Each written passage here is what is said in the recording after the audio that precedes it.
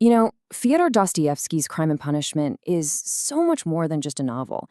It's really a deep dive, a psychological journey into a mind that's right on the edge.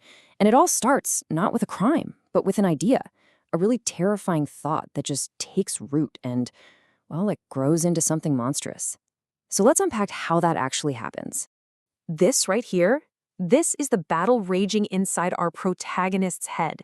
He's a young man, and he is just tormented by a question that's going to push him to the absolute limit of what's right and wrong.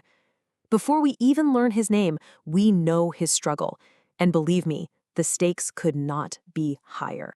Okay, so to really understand this killer idea, we're going to follow its entire life cycle. We'll start with a desperate world that kind of created our main character. Then we'll look at the author himself, whose own suffering really shaped this story. We'll dissect the theory that leads to the murder, and then we'll follow this psychological fallout that maybe, just maybe, leads to a chance for redemption. This is the story of a soul. So who is this man? Who is the person behind this horrendous thought? Well, to get his idea, you first have to understand the crushing pressure cooker of the world he was living in. Okay, let's meet Raskolnikov. On paper, he's brilliant, he's proud, a former university student, but in reality, he's living in absolute filth, holed up in this tiny attic room. It's so small it's described as a closet or even a coffin. He's totally cut himself off from everyone, and he's just stewing in his own intense, circular thoughts, all fueled by poverty and this deep, deep sense of powerlessness. And to get Raskolnikov, you have to get his city. You see, Dostoevsky knew two Saint Petersburgs. There was the grand city, the palaces, the monuments, the beautiful parks. But Raskolnikov's world, that's the other one. A city of dirty streets, crowded slums, and taverns that just reek of cheap booze. It's the kind of place that feels like a dead end, like it's suffocating any little bit of hope you might have. And the man who wrote this world with such painful realism, oh, he knew suffering. He knew it intimately. Dostoevsky's own life was this crucible, this trial by fire that forged the incredible psychological depth of this novel. So as a young man, Dostoevsky got arrested for being part of this radical intellectual group, and he was sentenced to death. I mean, just imagine this. He was lined up in front of a firing squad, the order was about to be given, and then, at the last second, a messenger from the Tsar rides up and says his sentence has been changed to hard labor in Siberia. That moment, staring death right in the face, it changed him forever. And this is exactly why, when Dostoevsky writes about crime and punishment and this search for redemption, he's not just theorizing. He is writing from a place of deep personal experience. He lived among criminals in Siberia. He understood the immense capacity for both incredible good and incredible evil that we all have inside our soul. All right, so let's go back to Raskolnikov. Back in his coffin-like room, he develops this radical theory. It's like his intellectual escape hatch from the powerlessness that he feels every single day. And it's the idea that will justify the unjustifiable. Here it is, in a nutshell. Raskolnikov basically argues that most of us, most of humanity, are ordinary. We're bound by laws, by morality. But then there are the extraordinary few, the geniuses, the history makers. And these people, he says, have an inner right to step over any obstacle, and yeah, that includes human life, to achieve their grand designs. So this creates this stark division in his mind. It's like two teams. On one side, you've got the lice, the masses, who are just conservative and obedient. But on the other, you've got the Napoleons of the world, the men who actually move humanity forward by shattering the old laws.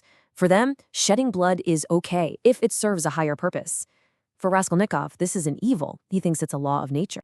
And this question, this becomes his obsession. The murder he's planning, killing this greedy old pawnbroker, it's not really about the money. Not at all. It's a test.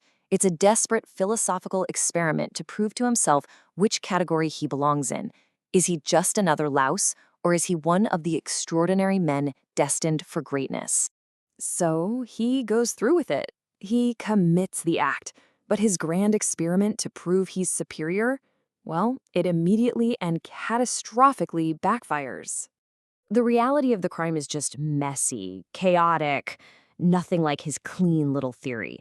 He bungles it, he's forced to kill the pawnbroker's innocent sister who walks in, and he barely gets away with any money. But the real punishment? It isn't the threat of prison. No, it's an immediate, internal thing. The act doesn't elevate him above humanity. It cuts him off from it completely. This is the terrifying truth he discovers.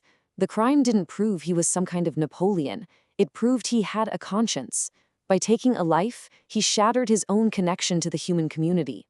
He has, in a very, very real sense, destroyed his own soul.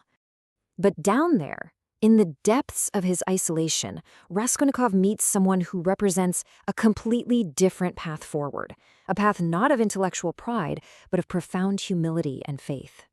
And this is Sonia. By any measure society has, she's a sinner. Her family's desperate poverty has forced her into prostitution, and yet, where Raskolnikov is proud, she is humble. Where he is isolated by his crime, she is connected to others through her selfless sacrifice. She suffers more than you could imagine, but she never, ever loses her faith. Sonia becomes the living, breathing refutation of Raskolnikov's entire theory. She shows him that real strength doesn't come from setting yourself above other people. It comes from accepting suffering, from showing compassion, and from connecting with your fellow human beings.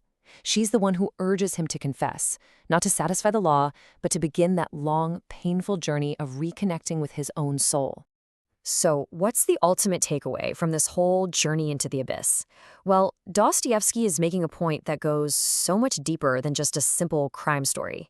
You see, the novel's real action, it all takes place inside Raskolnikov's head, inside his soul. It's about the death of a destructive idea and the slow, agonizing birth of a new kind of humanity, one that's grounded in love and shared experience, not in intellectual pride.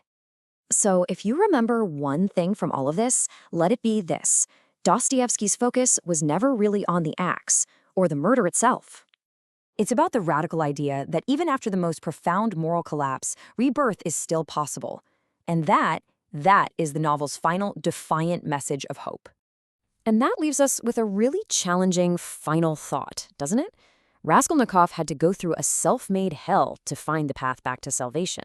It really makes you wonder about the paradoxical nature of redemption and what it truly takes to understand our own humanity.